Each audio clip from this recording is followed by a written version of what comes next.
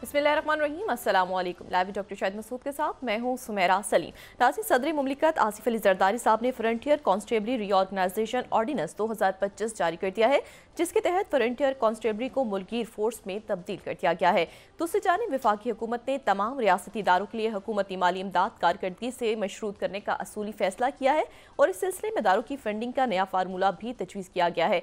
इसके अलावा भी दीगर मौज़ूआत पर आज हम गुफ्तगू करेंगे। स्टूडियो में हमारे साथ मौजूद हैं डॉक्टर शाहिद मसूद। अस्सलाम वालेकुम डॉक्टर साहब। वालेकुम जी। डॉक्टर साहब, फेडरल फोर्स में तब्दीली का ऑर्डिनेंस जारी कर दिया है, जिसके बाद एफसी को मुल्क भर में काम करने का इख्तियार मिल गया है। ये तो बहुत अच्छा ऑर्डिनेंस है, कल भी बात की थी। जितना हम इसको समझें कि एक सेंट्रल कमांड के अंदर ये सारी जो फोर्सेज है उसमें आ गई।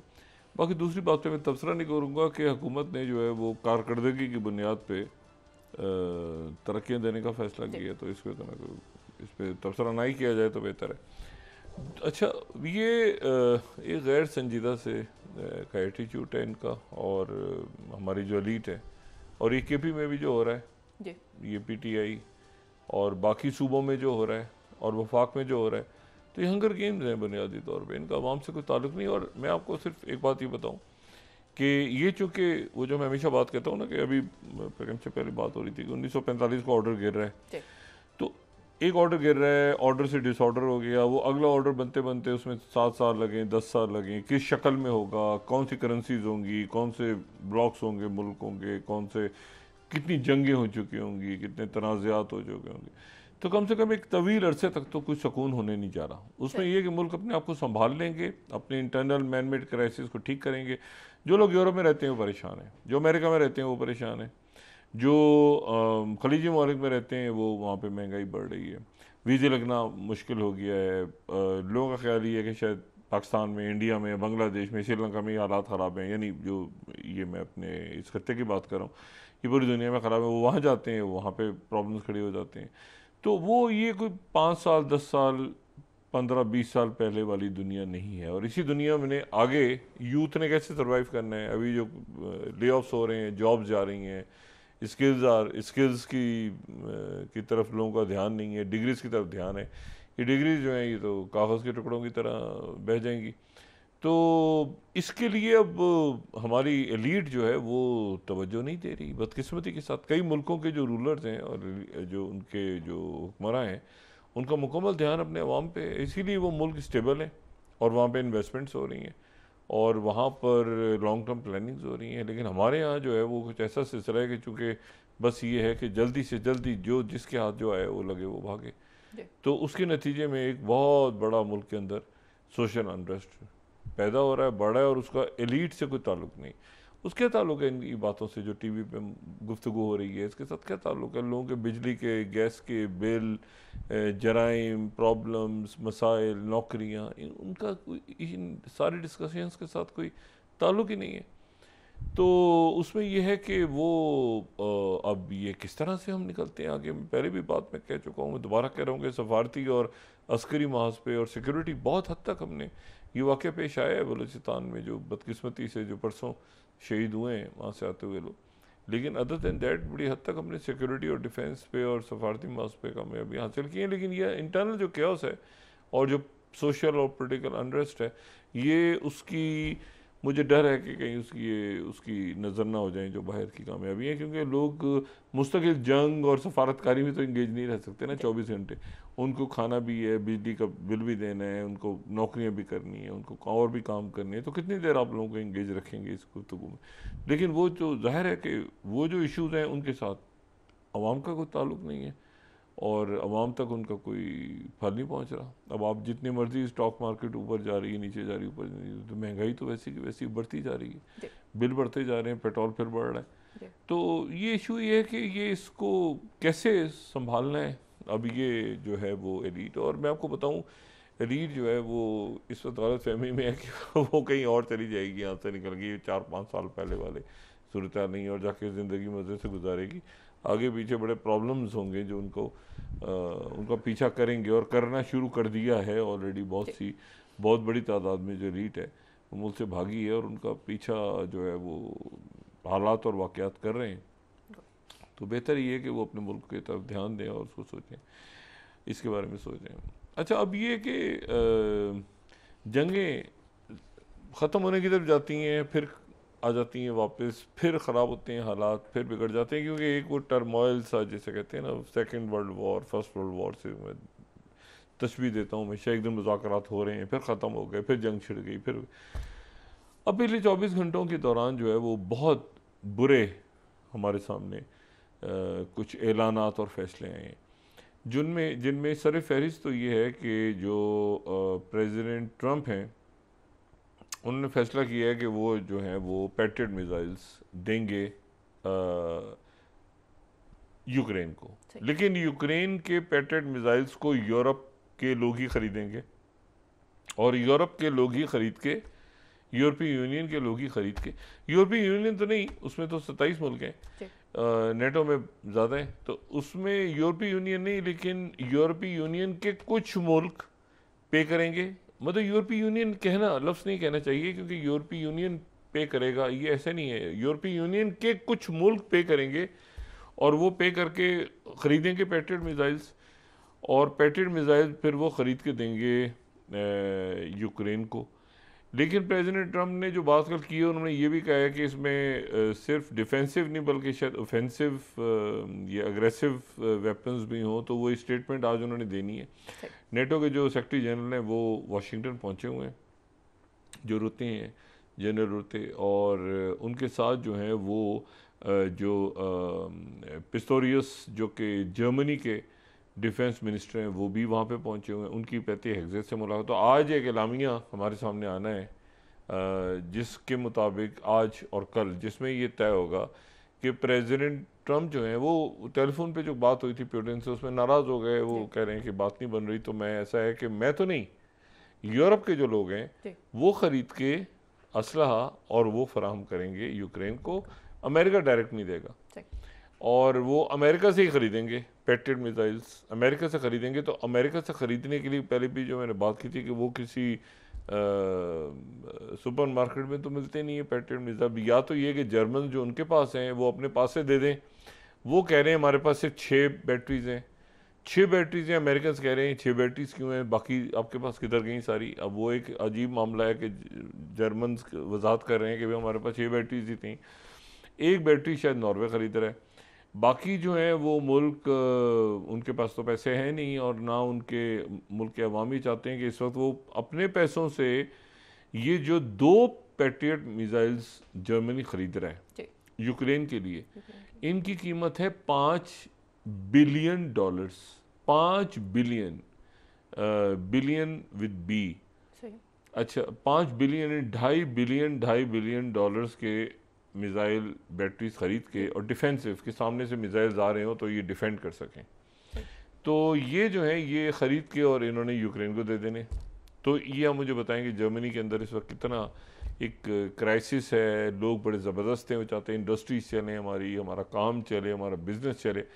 अब ये इतना सारा पैसा खर्च करके, और वो ये भी नहीं कि बाकी यूरोप के मुल्क उसमें शराकत दारी डालें, वो सारा जर्मनी पे डाल दिए, और जर्मनी ने कह दिया हम ख़रीदते हैं। अच्छा, ख़रीदने के बाद वो ना भी नहीं कह सकते, साथ ही 30% टैरिफ डाल दिए उन पर EU के ऊपर, जो मैंने कल भी बात की थी। तो उसकी वजह से क्राइसिस जो है वो वहाँ पे बढ़ता जा रहा है। इतना क्राइसिस बढ़ा है कि उनके जो सेवलोविक हैं, जो कि स्लोवेकिया से हैं और EU के वो ट्रेड कमिश्नर हैं, उन्होंने बयान ये दिया है कि हमारी और यूरोप और अमेरिका के दरमियान मुकम्मल तिजारत ख़त्म होने जा रही है, यानी ट्रांस अटलांटिक ट्रेड ख़त्म होने जा रही है। यहाँ तक उन्होंने बात जो है वो ये कही है कि ये 30% टैरिफ का मतलब ये है कि अमेरिका और यूरोप के दरमियान ट्रेड हमेशा के लिए ख़त्म होने जा रही है। अब ये जो है ये मैं गार्डियन कोट कर रहा हूँ, ही वॉज नहीं यहाँ पर, सॉरी मैं ये कोट कर रहा हूँ फाइनेंशियल टाइम्स।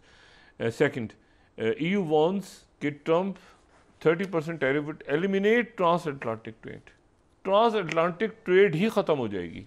यानी ये एक ऐसी बात है कि जो मेरा ख्याल है एक तारीख़ी एक जुमला है कि वो कह रहे हैं यूरोप और अमेरिका के दरमियान ट्रेड ख़त्म हो जाएगी अगर ये 30% टैरिफ आयद किए गए। तो इसको कम करें, 10% करें, 5% करें, पहले 20 हो गए थे, फिर 10 हो गए थे, फिर 30 हो गए। तो वो ये जो है ये प्रेसिडेंट ट्रंप जो है जो कर रहे हैं उसके नतीजे में एक मामला बिगाड़ की तरफ है। मार्केट्स उनकी गिर गई हैं, EU की मार्केट्स गिरी हैं ये 30% टैरिफ का जब से ऐलान हुआ है। और इसी दौरान जो है वो मैंने आपसे बात ये की कि वो कहाँ गए हैं, उनके जो पैट्रियट मिसाइल्स सारे कहाँ चले गए हैं। और उसके ऊपर जो कीव पोस्ट है 13th, वो ये कह रहा है कि जर्मनी कह रहा है कि वी हैव ओनली 6 लेफ्ट, हमारे पास तो 6 पड़े रह गए हैं। 13th स्लाइड अगर मैं कोट करूँ, वो कह रहे हैं 6 रह गए हमारे पास, वो कह रहे हैं 6 कैसे हैं आपके पास, ज़्यादा होने चाहिए। तो ये जो है ये उनका डिफेंस एक्सप्रेस जो अमेरिका से है वो कह रहा है where are the 3 missing patriots, 3 गायब कहाँ हो गए हैं, ये 15वां। अगर जर्मनी के पास 6 हैं तो जर्मनी के पास तो इस वक्त 9 होने चाहिए थे।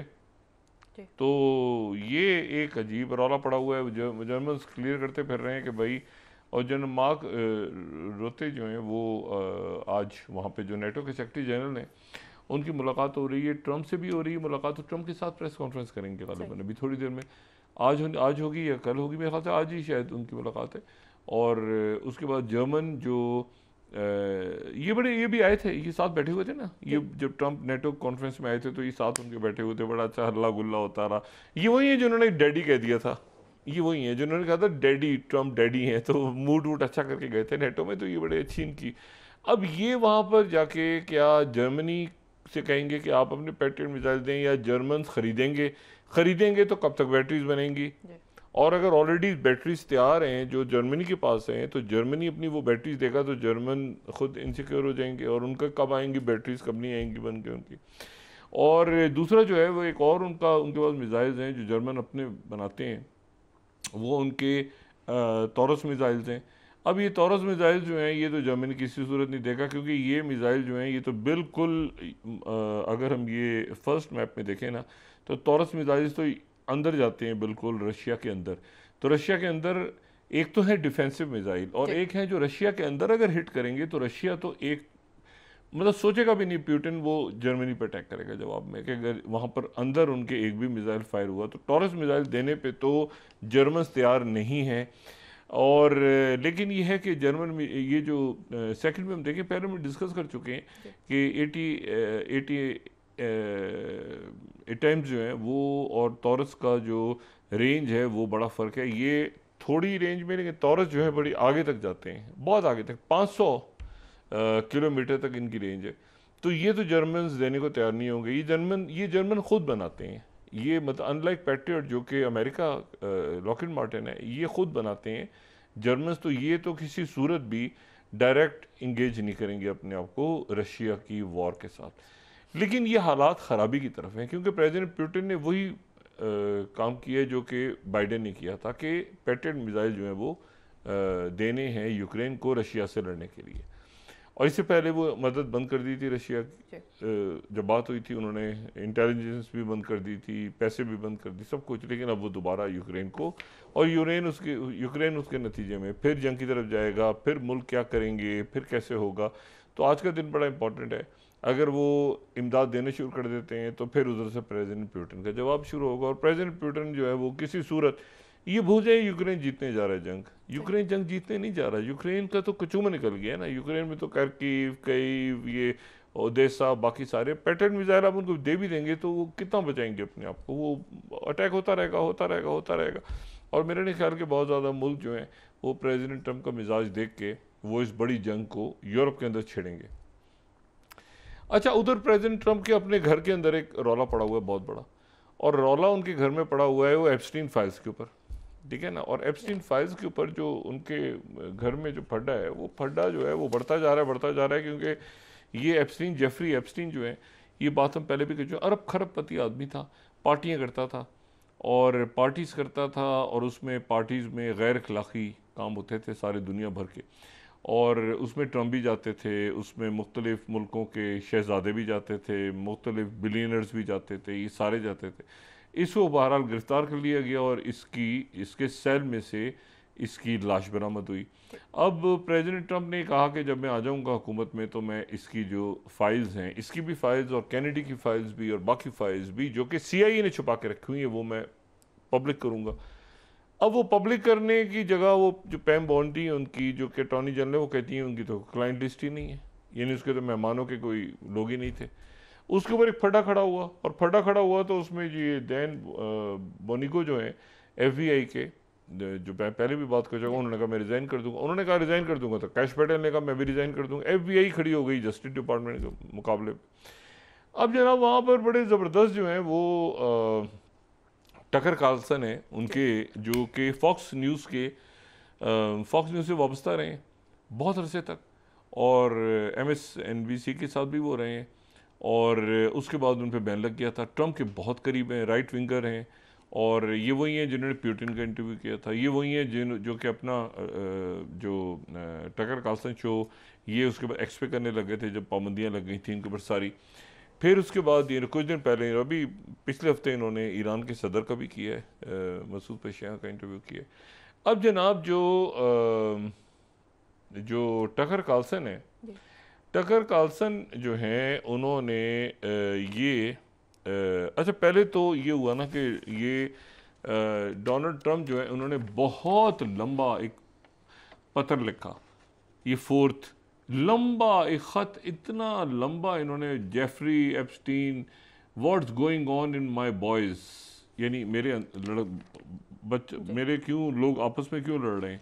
अच्छा, what's going on with my boys, in some cases girls. अच्छा, ये क्यों अटॉर्नी जनरल पैम बॉन्डी के पीछे लग गए हैं सारे, क्या फैंटेस्टिक जॉब है ये वो, यानी इन्होंने सारा जो वज़न है ये पैम बॉन्डी के हक में डाल दिया। बहुत लंबा इन्होंने सोशल ट्रुथ के ऊपर ये मैसेज डाला है ट्रंप ने, और ये बॉन्डी के उसमें पैम बॉन्डी जो है उनकी फेवर में डाल दिया। टॉक ऑफ द वर्ल्ड, दुनिया भर में तमाशा बन गया है, लोग हमें सेल्फिश लोग कह रहे हैं, हर्ट हो रहे हैं हम, और ये जो है ये लैपटॉप और ये इंटेलिजेंस एजेंट्स थे, और ये और रशिया फलाना ढिमा, बहुत लंबा। इसका लुबे लुबाब ये है कि भाई जो अटॉर्नी जनरल हैं पैम बॉन्डी, वो बहुत अच्छी खातून है, वो सच बोल रही हैं, और बाकी जितने हैं वो सारे झूठे हैं, गलत इल्ज़ाम लगा रहे हैं। और ये मामला कहाँ बढ़ गया, ठीक है ना, they haven't given up Kennedy और मार्टिन लूथर किंग और ये और वो। लेकिन ये जो जेफरी एप्स्टीन है उसकी फ़ाइल के बारे में कुछ है ही नहीं वो। अच्छा, अब ये जैसे ही ख़त्म हुआ तो जनाब वो इलॉन मस्क साहब ने टक करके ये 5th हम देखें, उन्होंने कहा seriously, Elon Musk. Yeah. He said Epstein half a dozen times when telling everyone to stop talking about Epstein. Just release the files as promised. अच्छा, फाइल रिलीज करो जैसे वादा किया था, और इधर उधर की बातें ना करो, फाइल रिलीज करो। और फाइल जो हैं वो उसमें किसके नाम है, सारे नाम सामने लेकर आओ। अच्छा, ये इलॉन मस्क पहले इल्ज़ाम लगा चुके हैं कि इसमें ट्रम्प का अपना नाम भी है। वो कह रहे हैं फाइल रिलीज करो, और यानी आप यूँ देखें, इस तरह समझेंगे इस वक्त FBI और कैश पटेल और एक बहुत बड़ा जो मेगा का जो यानी ट्रम्प की जो अपना जो घर है, वो एक बहुत बड़ा चला गया है इस बात पे कि ये एप्स्टीन फाइल्स को रिलीज़ किया जाए, क्योंकि आपने तो वादा किया था इलेक्शन से पहले। इसमें है नाम किसके, अब आप कह रहे हैं कोई बंदा ही नहीं है उसमें, ठीक है। तो वो खाली घर में बैठ के मच्छर मारता था, वो तो पार्टी करता ही नहीं था जेफरी एप्स्टीन। मतलब ये क्या बात की आपने, कोई क्लाइंट ही नहीं है उसके, वो बिलियनर था। अच्छा, इसी दरमियान में वो मैं जो बात कर रहा था कि वो टकर कार्लसन जो है वो दरमियान में कूदे। टकर कार्लसन जो है उन्होंने ये कहा कि भाई ऐसा है कि ये इस मसले को मैं हल करता हूँ, और मैं आपको बताता हूँ कि ये जो है ये आखिर क्यों इस बंदे को कवर अप किया जा रहा है, इसको क्यों छुपाया जा रहा है, और इसके ऊपर पर्दा क्यों रखा जा रहा है। इसके पास जो लिस्ट है वो लिस्ट क्या है, ये किसके लिए काम करता था। अब ये एक यानी आप समझ लें कि ट्रम्प का बिल्कुल करीबी आदमी है ये जो टकर कार्लसन है। वो कहते हैं कि भाई मसला ये है कि ये बंदा जो है ये इसलिए इसका नाम छुपाया जा रहा है, और इसके पास फाइल्स जो हैं वो इसलिए छुपाई जा रही हैं कि ये जो है ये पहले तो 39 देखें ना। टकर कार्लसन कहते हैं कि it is obvious why पैम बोंडी is covering up Epstein client list. ये बड़ा वाजे है कि वो क्यों छुपा रही है, लिस्ट क्यों छुपा रही है। अब ये अंदर फड्डा चल रहा है, ये फड्डा जो है ये डोनाल्ड ट्रंप के अंदर चल रहा है।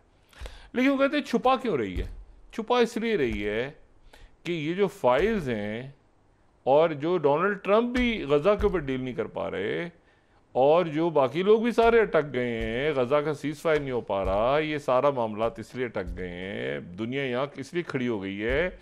यूरोशलम पोस्ट कोट करते हैं 38 Tucker Carlson claims कि everyone in Washington believes that Epstein was a Mossad operative.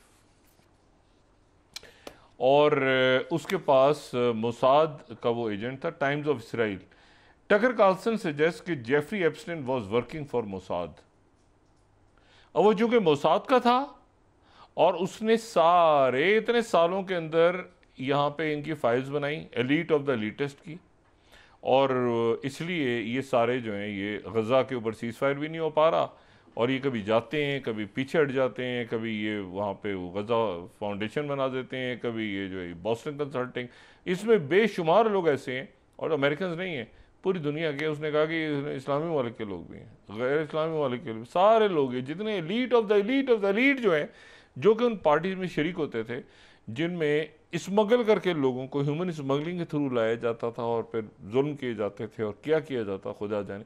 तो वो मोसाद का एजेंट था.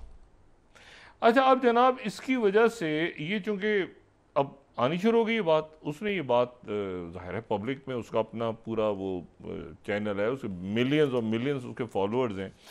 अब उसकी तरफ से बात होना जो है ये एक ऐसा गुफअप हो गया है कि जिसके नतीजे में वो इसराइल की तरफ से वजाहतें आनी शुरू हो गई हैं. उनके साबिका सदूर, नेतन्याहू नहीं, साबिका सदूर नेतन्याहू भी कह रहा है मैं बिल्कुल तौरात पे हाथ रख के कहने को तैयार हूँ कि ये मोसाद का एजेंट नहीं था.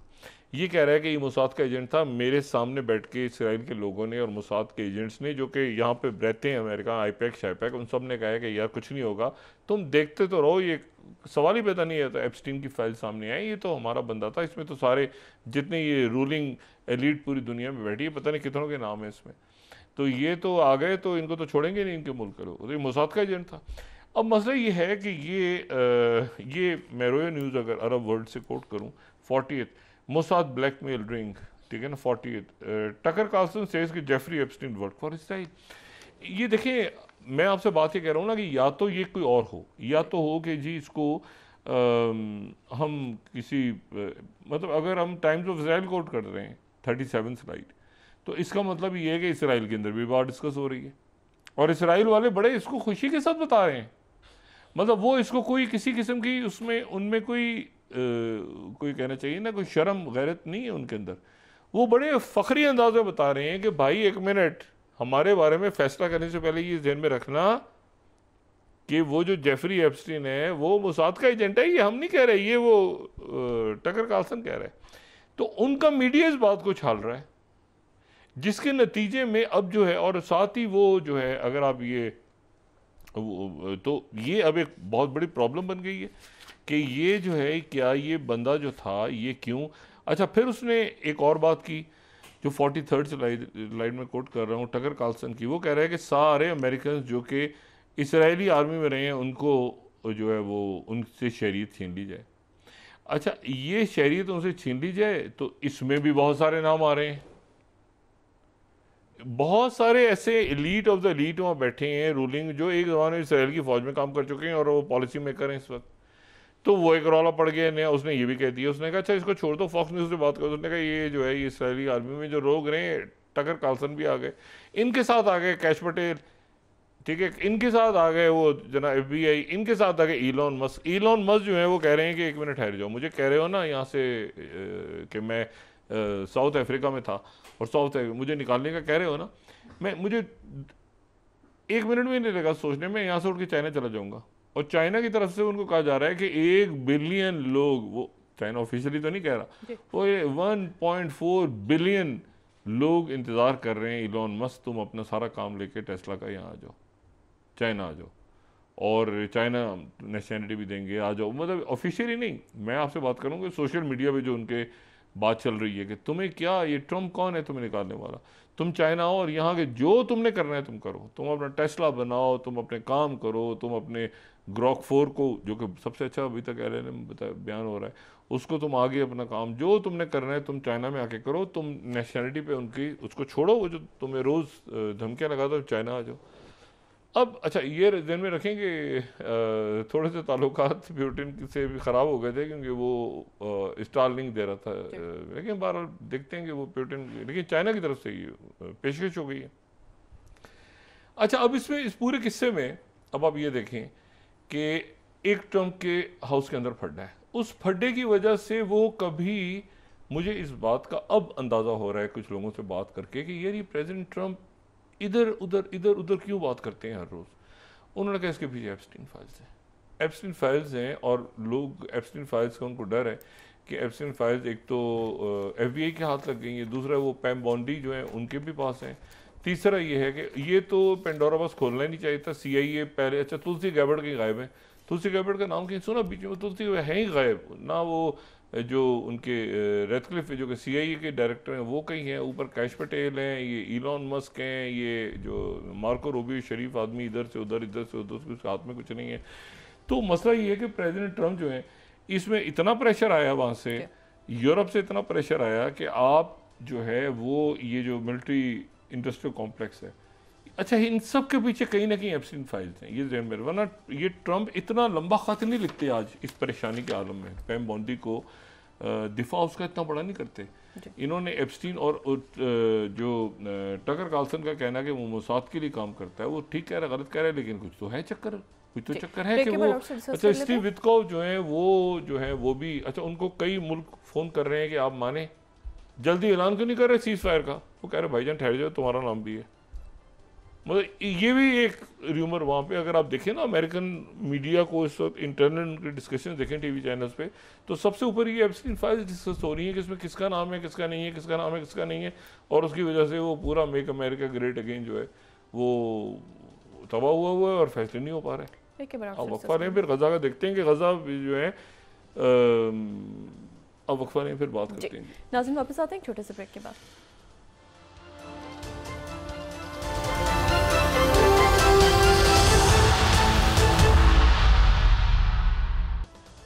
वेलकम बैक नाज़रीन। डॉक्टर साहब, ताजर और गुड ट्रांसपोर्टर्स की जानिब से मुल्क गिर हड़ताल का ऐलान किया गया था, जिस पर वफाकी वज़ीर ख़जाना ने उनको मुज़ाकरात की पेशकश की है। एक तो देखिए अभी जो है वो सेक्रेटरी जनरल नेटो के साथ उनकी मुलाकात प्रेसिडेंट ट्रंप की हो गई इसी निशिस्त के दौरान, और 50 दिन का उन्होंने टाइम दिया है रशिया को कि 50 दिन में जंगबंदी की जाए, वरना ये है कि हम आप पे टैरिफ आयद करेंगे। 50 दिन, अब 50 दिन बहुत हैं 50 दिनों में, और साथ ये भी कहे कि यूक्रेन को हम असला देंगे, लेकिन सारी पेमेंट जो है वो यूरोप के मुल्क करेंगे, मतलब हम यूरोप को बेचेंगे असला, और वो असला अगर उन्होंने आगे यूक्रेन को देना है तो यूक्रेन को दे दें। इससे पहले ये था कि पाबंदी लगी हुई थी कि जी यूक्रेन को असला यूरोप के मुल्क नहीं देंगे, अब उन्होंने वो कहा है कि वो देना चाहें दे दें। कीथ के लोग जो हैं उनके नुमाइंदा खसूसी वो कीव में बैठे हैं, स्टीव विटकॉफ पीछे, और इस वक्त कीथ के लोग आगे हैं, जो मैंने पहले भी बात की थी। अब स्टीव विटकॉफ हर मुमकिन कोशिश कर रहे हैं कि किसी तरह गजा डील हो जाए। देखिए ये बड़ी एक शर्मनाक सूरत हाल है कि नेतन्याहू यहाँ से वाशिंगटन गया, वाशिंगटन जाके उनसे मिला, उनके साथ बैठा प्रेसिडेंट ट्रंप के साथ, एक दिन मिला, दूसरे दिन मिला, उसके बाद तीसरी दफ़ा JD वैंस से बात हुई, कतर का डेलीगेशन गया। ये बड़ी बड़ी एक एम्बैरसिंग सिचुएशन है वाइट हाउस के लिए, और वाइट हाउस कह रहे हैं अभी मैं ऐलान करेंगे और उसको छोड़ दें। स्टीव विटकॉफ अपनी ज़बान दे रहे हैं कि अब उसको ईदैन अलेक्जेंडर को रिहा कर दें, हमास से हम बात करेंगे, और वो अभी डायलॉग जनाब चल रहा है ईरान के साथ। तो पता चला कि वो मुलाकात होनी है ओमान में, और उससे 3 दिन पहले ईरान पे अटैक हो गया, और ईरान पे 12 रोज़ा जंग जो है वो जाहिरियत हुई।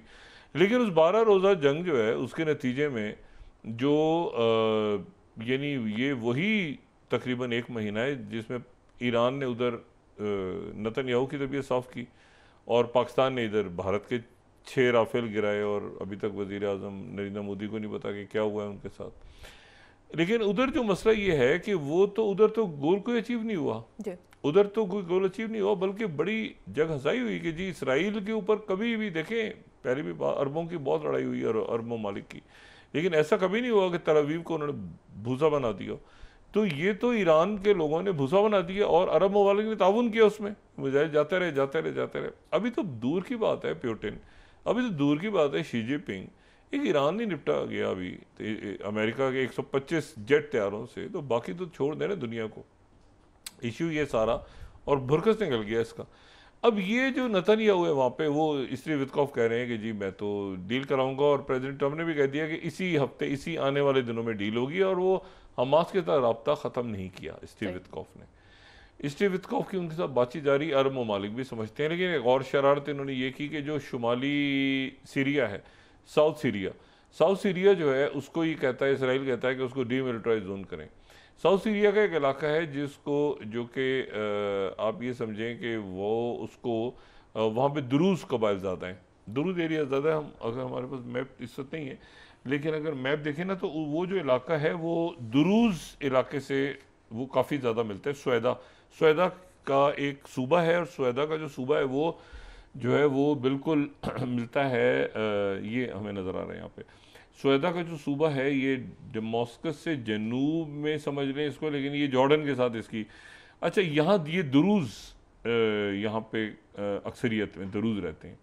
अब यहाँ जनाब पिछले कुछ 24-48 घंटों से इन्होंने कोशिश की कि ये यहाँ पे सेक्टेरियन वायलेंस हो जाए। 100 से ज़्यादा लोग यहाँ पे मारे गए, सिक्योरिटी फोर्सेस के लोग भी मारे गए। ये अहमद शरा की के सीरिया की बात कर रहा हूँ मैं।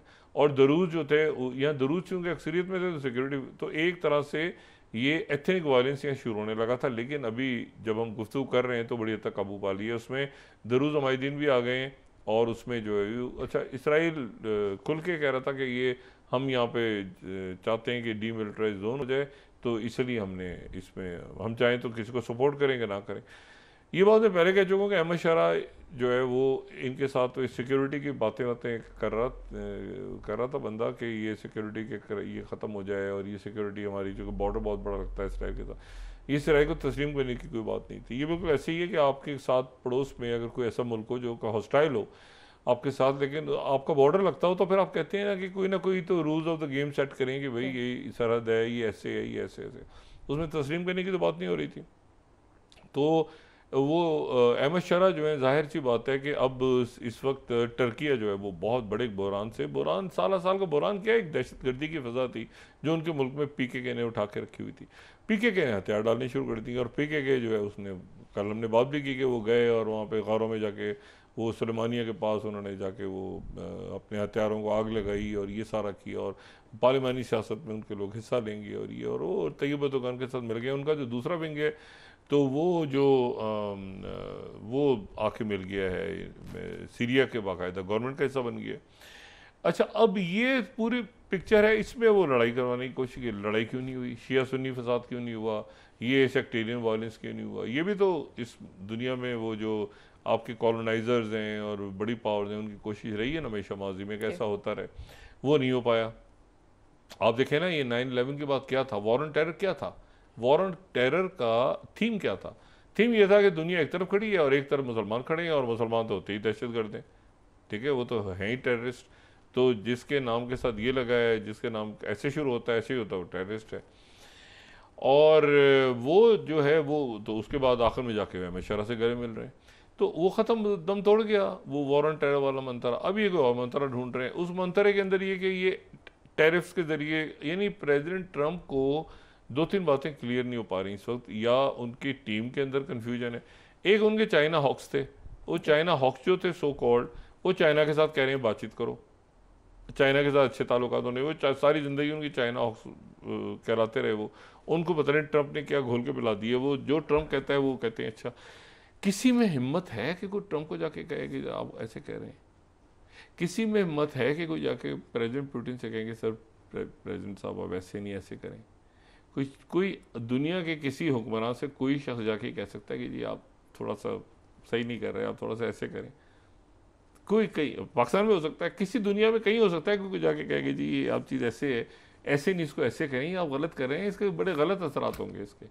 तो इनकी तबीयत में एक ख़ास इनका मिजाज होता है, जो हमारी रूलिंग एलीट है ना पूरी दुनिया की, एलीट ऑफ द एलीट की, हमारी तारीफ़ें करता रहो, वाह सुभान अल्लाह, क्या काम किया आपने, क्या बात है भाई, क्या ये देखें ना, ये पोल आ गया, आप मकबूल हैं, आप मकबूल हैं, नहीं आप देखें ये हैं वो हैं सारे, और जब जो गिरता है उसको पूछने वाला कोई नहीं होता। अब ये है कि इसमें ये एक तो बात ये हो गई कि ये प्रेसिडेंट ट्रंप जो है गज़ा के हवाले से अभी तक कह रहे हैं कि इस हफ्ते जो है, अरब ममालिक भी कह रहे हैं कि इस हफ्ते जो है ये जो कमिंग वीक है इसमें, लेकिन इसमें मैं फिर वही बात कर रहा कि जिसको ठेका दिया इन्होंने गज़ा हाउसिंग जो फाउंडेशन का, वो पीछे लगे हुए हैं कि हमने तो पैसा एडवांस दिया, हमारे पैसे वापस करो, जो कल भी मैंने बात की थी। इसी तरह किसी को रेस्टोरेंट का ठेका दे दिया, किसी को इन्होंने सड़कों का ठेका दे दिया, ये तो पूरा वो एक रिवेरिया बना के बैठे हुए थे, उसमें इनके अपने टीम मेंबर्स हैं। तो वो पैसा इन्होंने दे दिया हुआ है, और कई 30 बिलियन तो पहले ही अनाउंस हो गया था ना, जो मैंने उस दिन हमने बताया भी था कि यूएस एड ने जल्दी से कहा कि 30 बिलियन फौरी तौर पे इनको $30 मिलियन फौरी तौर पे दो ताकि काम शुरू करें अपना।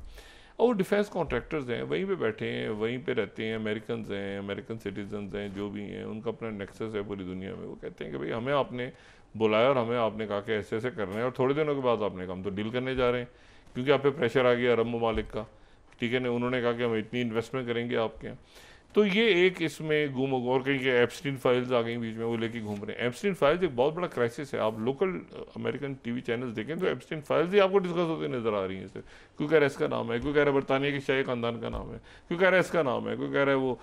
एनीवे, अच्छा, इसी दौरान जो है वो कल बड़ी इंपॉर्टेंट कॉन्फ्रेंस शुरू हो रही है, और वो शंघाई कॉरपोरेशन SCO की कॉन्फ्रेंस है। उसमें जो भारतीय वजीर ख़ारजा हैं जयशंकर, उनकी आज मुलाकात हुई है चाइना के, ये कोई 5 साल बाद वहाँ गए हैं जयशंकर, और इनकी मुलाकात हुई है वांग यी से।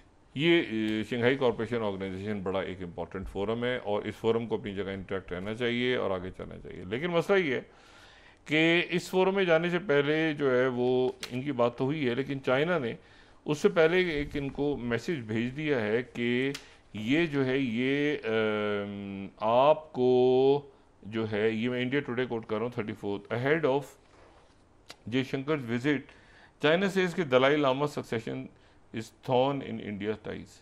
अच्छा, अब सिर्फ मामला नहीं रहा LSE के ऊपर, मामला जो है वो LSE का भी नहीं रहा मामला, इसमें दलाई लामा भी आ गया है, इसमें ये कि क्वाड, इसमें आपने किस तरफ जाना है, कहाँ खड़े होना है। और फिर ये ध्यान में रखें कि इनके जो ऑफिसर्स हैं, और ठीक है उनकी बात, हमारी चाइना के साथ एक स्ट्रेटेजिक पार्टनरशिप है, बड़े ज़बरदस्त हमारे चाइना से ताल्लुकात हैं, लेकिन उसमें यह कि चाइना की बहुत सारी पॉलिसीज़ हैं जो अपनी है, हमारी पॉलिसी बहुत सारी अपनी है। कुछ मामलों पे हमारा चाइना एक सारे मुल्कों का ऐसे दुनिया की टर्की की जो पॉलिसी है वो पाकिस्तान की सारी वही पॉलिसीज़ हों। भाई टर्की नेटो का मेंबर है, पाकिस्तान टर्की नेटो का मेंबर कहाँ से आ गया। तो बात यह है कि लेकिन बहुत सारे मामलों पे टर्की हमारे साथ है, और हम अपनी टर्की हमारे स्ट्रेटेजिक। अब इन्होंने ये टर्की पे भी चढ़ाई कर दी, इन्होंने चाइना को भी इन्होंने कर दिया कि चाइना था, टर्की था, ये 3 फ्रंट वॉर थी, पता नहीं क्या था, खुदा जाने। वो एक मसला चल रहा है, ये अभी छिड़ा इन्होंने। उससे पहले वो गलवान और वो LSE का मामला सारा चल रहा है, अरुणाचल प्रदेश, और वो सारे नाम वाम जो मैप उन्होंने जारी किए हैं, और साथ ही इन्होंने दलाई लामा का। अब ये देखें ना, इंडिया टुडे जो बात कर रहा है, ये इंडिया टुडे ये कह रहा है कि जी 34 ahead of Jaishankar visit China says की Dalai Lama succession is thorn. इसको ये इशू करें। और टाइम्स ऑफ इंडिया 31 स्लाइड अगर हम देखें, shooting oneself in foot ahead of Jaishankar visit Beijing says के Tibet issue is torn in India China ties claim Dalai Lama issue is internal matter, हमारा internal matter है। ये दलाई लामा के issue को मेरे ख्याल से 5-6 साल से तो मैं डिस्कस कर रहा हूँ, और मैं ये हमेशा कहता था कि मुझे नहीं पता कि दलाई लामा का, मेरी कई दफ़ा आपके तस्दीक गलत होते हैं, मैं ये हमेशा समझता था कि ये जयशंकर और ये लोग कभी भी दलाई लामा के इशू के ऊपर, जो कि एक नॉन इशू है, इसके ऊपर चाइना से पंगा, मतलब चाइना के साथ नहीं बिगाड़ेंगे। इन्होंने बिगाड़ लिया चाइना के साथ, ठीक है। इन्होंने वो पूरी तकरीब की, किसके कहने पे की, क्या किया, उसके नतीजे में क्या टैरिफ इनके कम हो जाएंगे क्या ये। अच्छा, उधर एल्बनीज़ का दौरा ज़बरदस्त चल रहा है, वो चाइना में, उनका चाइना में जो ऑस्ट्रेलिया का दौरा है उनको ज़बरदस्त चल रहा है। जापान और साउथ कोरिया और ये सारे मुल्क अपने रीजन में, जियोपॉलिटिक्स रीजन शुरू होती है। अगर आप रीजन में सबसे बिगाड़ के बैठे हैं, इतने बिगाड़ के बैठे हैं कि मुतबादिल सार्क वजूद में आ रही है, इतना बिगाड़ लिया आपने, इतनी दुश्मनियाँ कर ली हैं कि मुल्कों के इलेक्शन इस बात पे हो रहे हैं कि कोई यहाँ से मतलब नो इंडिया, मतलब इंडिया आउट, इसके ऊपर इलेक्शन हो रहे हैं मुल्कों में। आप जरा सोचें, पाकिस्तान में इलेक्शन होता है तो कभी किसी मुल्क में इलेक्शन इस बात पे हुआ है? एक मुल्क में, आपका पड़ोसी मुल्क में इलेक्शन हो रहा है, इंडिया इन इंडिया आउट, इस पे इलेक्शन हो रहा है, कंपेन चल रही पूरी। इतना जिच कर दिया आपने। और ये इसी तरह से वो जो हसीना वाजिद पता नहीं कहाँ गायब है दुनिया के किस कोने में, उसके ऊपर आपने कि इसके बाद जो है वो जनाब हसीना वाजिद के बाद कोई बांग्लादेश हो गई नहीं। अब जिच कर दिया आपने लोगों को। उसके नतीजे में ये हुआ है कि अब वो एक पैरेलल यहाँ पे सार्क क्या, मतलब मेरे ख्याल से उसमें SCO भी आ जाएगी, उसमें और मुल्क भी आ जाएंगे सारे, और ये बड़ा एक ब्लॉक बनेगा रीजन का। हो सकता है आसियान के बहुत सारे मुल्क आ जाएं इसमें। तो बात ये सारी कि ये सारा हो रहा है, तो इसमें इंडिया जो है वो दरमियान में दलाई लामा को लेके बैठे हुए हैं, और दरमियान में वो F-35 आएंगे, और ये होगा और वो होगा, और वो इंडोनेशिया को हम ये बेचेंगे, असला बेचेंगे, फलां करेंगे, ये करेंगे। मेरा ख्याल है जितनी जल्दी, मैं फिर बात कहता हूँ कि इनके जो ज़हीन और टैलेंटेड और अक्लमंद और बहुत ज़बरदस्त इनके साइंटिस्ट और सारे इनके जो पॉलिटिशियंस हैं, बाकी सारे इंडिया के और पॉलिसी मेकर्स हैं, जितनी जल्दी आके ये इस छोटे से ग्रुप को संभालेंगे ना, मुझे लगता है पूरी बीजेपी भी शायद साथ नहीं है। अरे मुझे लगता है कि थोड़े से लोग हैं और वो पूरा की अदानी और ये सारा ग्रुप जो है ना कैप्चर कर गया पूरा, और उससे ये निकाल के ये ताल्लुकात को बेहतर करेंगे अपने लोगों के साथ, पड़ोस पड़ोस के साथ। अदरवाइज तो इनको ये फारिग हो गए हैं बिल्कुल। इनको अमेरिका, ये अमेरिका ईयू को नहीं उसने छोड़ा, उसने कनाडा को नहीं छोड़ा। ये मुझे समझने में नहीं आता कि ये किस तरह की अपनी इन्होंने फॉरेन पॉलिसी डिज़ाइन की है 11-12 सालों में, और क्या हुकूमत सस्टेन करने के लिए, इलेक्शंस में जाने के लिए इस हद तक आप अपने मुल्क को बर्बादी के रास्ते पे ले जा सकते हैं। तो मेरे ख्याल से इनके जो लोग हैं जिनसे बात होती है, राब्ता तो बड़े ज़हीन लोग हैं, वो इसको उठा के कुछ ऊपर नीचे करेंगे मोदी हुकूमत को कुछ करेंगे कैसे, इलेक्टेड हुकूमत है, कुछ कर भी नहीं सकते। तो मतलब ये है कि अब लेकिन कुछ ना कुछ तो करना पड़ेगा, वरना तो बिल्कुल इन्होंने खुटेला लगा दिया भारत को। जी जी, बहुत शुक्रिया डॉक्टर साहब। नाज़रीन, के साथ ही आज का प्रोग्राम अपने इख्तिताम को पहुंचा। मुझे सुमेरा सलीम को इजाज़त दीजिए। अल्लाह ने के बाद। जी डॉक्टर साहब। अपना दोस्तों रिश्तेदारों गुरदनवा के लोगों का सब ख्याल रखिएगा। अल्लाह हाफ़िज़।